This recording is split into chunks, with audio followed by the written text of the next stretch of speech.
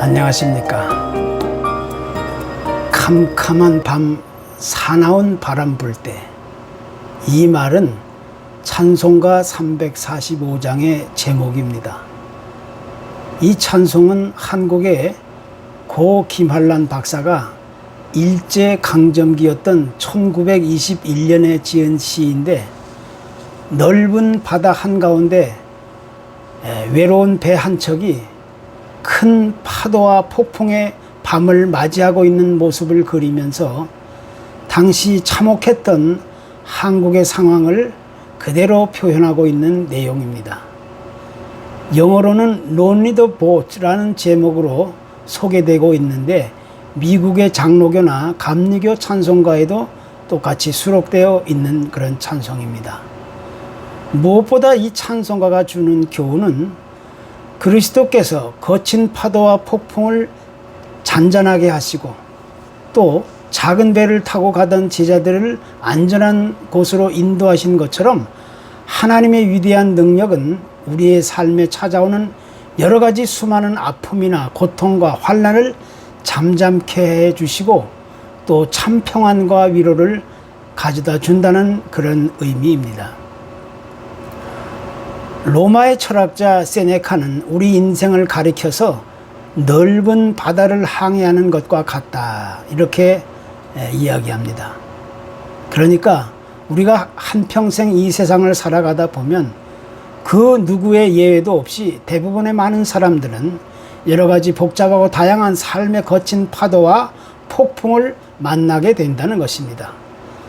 그것은 자연적인 재해일 수도 있고, 또 극심한 가뭄이나 기근, 전쟁, 전염병일 수도 있고, 또 사회적인 이념이나 의식의 갈등과 분쟁, 또 여러 가지 경제적인 빈곤과 어려움, 그리고 가정적인 수많은 문제들, 개인적인 건강이나 인간관계에서 벌어지는 여러 가지 상처와 아픔과 고민, 이러한 복잡한 문제 등을 이야기할 수가 있게 되는 겁니다. 그런데 이러한 많은 문제들은 어떤 특별한 사람에게만 찾아오는 것이 아니라 남녀노소, 지위고하, 빈부격차를 막론하고 세상의 모든 사람들에게 찾아온다는 그런 사실을 우리가 깨닫게 되는 것입니다. 이것이 우리 인생이라는 것입니다. 우리가 잘 아는 감리교의 창시자 요한 웨슬레는 처음에 믿음이 좋은 사람은 아니었습니다. 영국에서 미국까지 배를 타고 가는데 한 8주 정도 걸렸던 그런 때의 이야기인데, 언젠가 이분이 배를 타고 항해를 하던 도중 갑자기 큰 파도와 폭풍이 몰아치며 아주 큰 그 배가 뒤집힐 것만 같은 위기의 순간을 맞이했습니다. 이때 웨슬레는 배 안에 타고 있는 사람들과 함께 두려움과 죽음의 공포에 떨 수밖에 없었습니다. 그런데 바로 그때 배의 한 구석진 곳에서 성경을 펼쳐놓고 찬양하며 기도하는 무리들을 발견하게 되었습니다. 웨슬레는 그들에게 다가가 물었습니다. 아니, 이런 상황에 무섭지도 않느냐? 그러자 그들은 아무 일 없었던 것처럼 태연한 모습으로 우리는 하나님께 감사하고 아무것도 두려울 것이 없습니다, 이렇게 대답합니다. 그때 웨슬레는 자신의 어리석은 신앙의 모습을 깨닫게 되었다는 것입니다. 다시 말해서 우리의 신앙과 믿음은 거친 파도와 폭풍이 몰아치는 그런 위험한 상황 속에서 밝히 그 모습을 드러나게 된다는 것입니다. 이와 같은 이야기는 구약 성경에도 이야기하고 있는데, 시편 89편에 보면 주께서 바다의 파도를 다스리시며 그 파도가 일어날 때 잔잔하게 하신다, 이런 말씀이 있습니다. 또 107편에도 마찬가지로 여호와께서 그들을 인도하여 내시고 광풍을 고요하게 하사 물결도 잔잔하게 하시도다, 이렇게 말씀하고 있는 것입니다. 하나님은 바다의 거친 파도와 폭풍까지도 잠잠하게 하신다는 것입니다.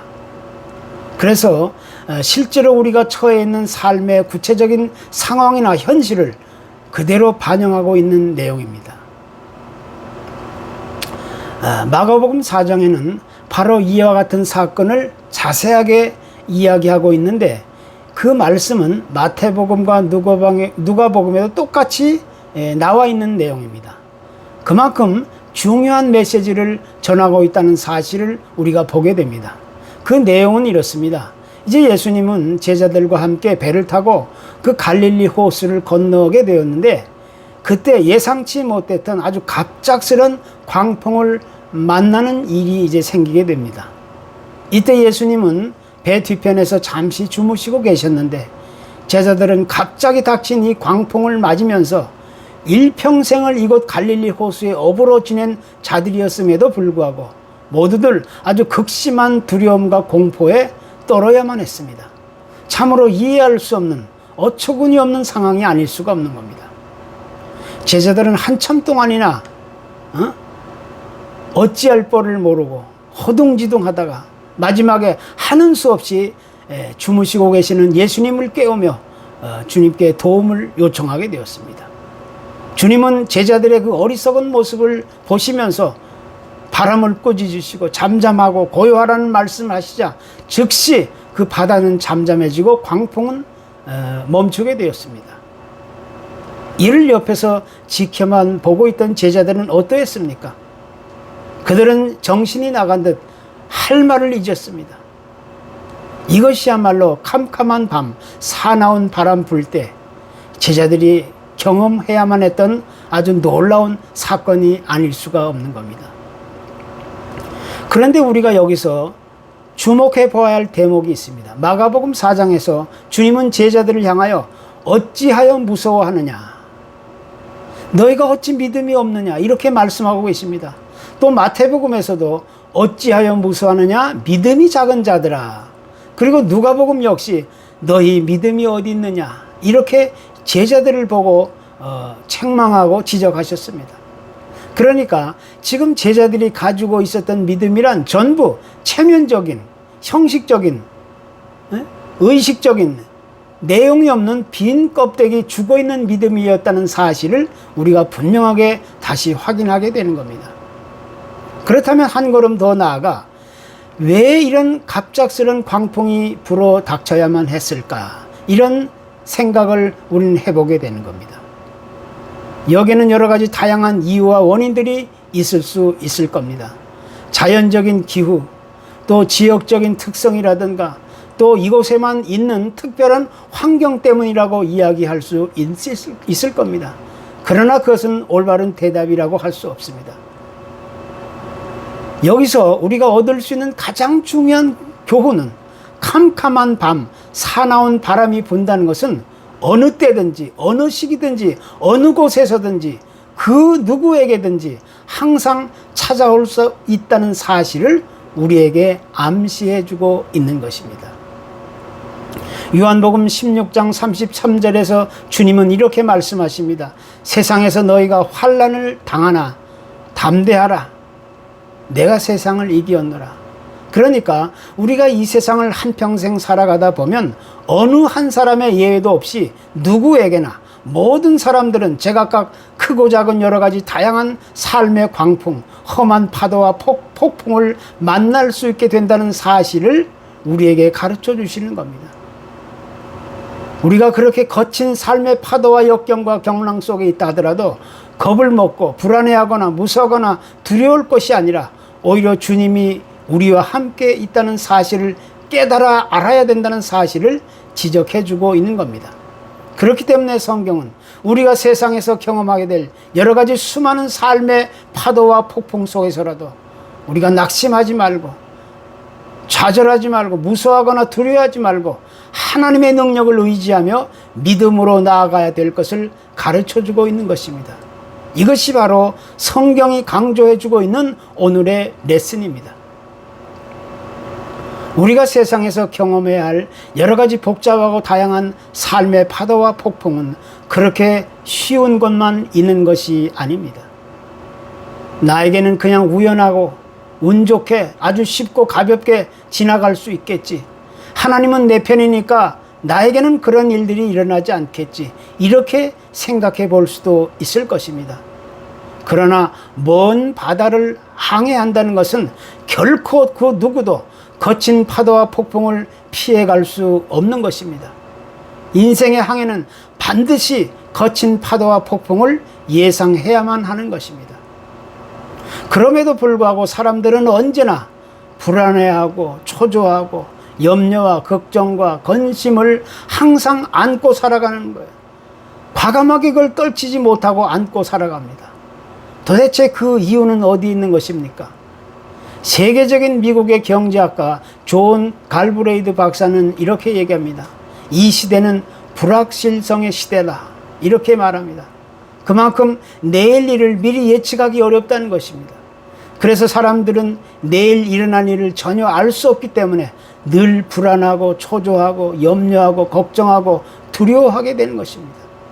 만약 우리도 내일 일을 미리 염려하고 걱정하고 불안해하고 두려워한다면 우리 역시 믿음이 없고 믿음이 작은, 믿음이 부실했던 이 제자들과 조금도 다를 바가 없는 그런 어리석은 사람이 될 수밖에 없는 겁니다. 주님이 배 안에 계시는 한 그 배는 결코 허무하게 침몰하지 않는 것입니다.